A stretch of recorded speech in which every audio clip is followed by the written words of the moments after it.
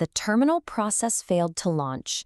It looks all technical and intimidating, but really it's nothing to worry about.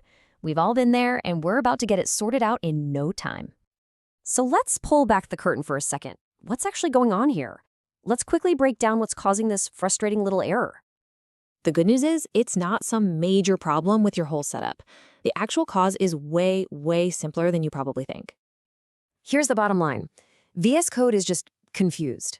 A lot of times, especially after an update, its setting for the default terminal gets wiped and set to null. So it doesn't know what to open. Should it be command prompt or maybe PowerShell? Since it has no directions, it just throws up its hands and gives you that error. All we have to do is tell it which way to go. And that brings us to the good part, the solution. We're going to walk through a super clear 4-step fix that'll get your terminal working again in just a few clicks. Seriously, it's that easy.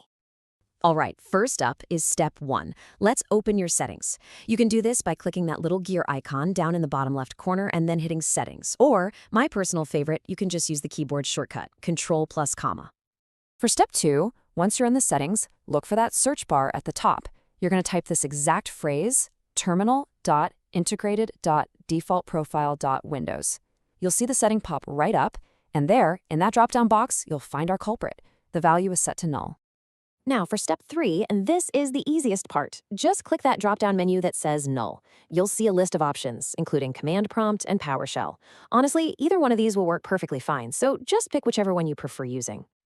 And for the final step, step 4, just restart VS Code. And I mean a complete restart. Close the application down entirely and then open it back up. This makes sure that new setting gets locked in.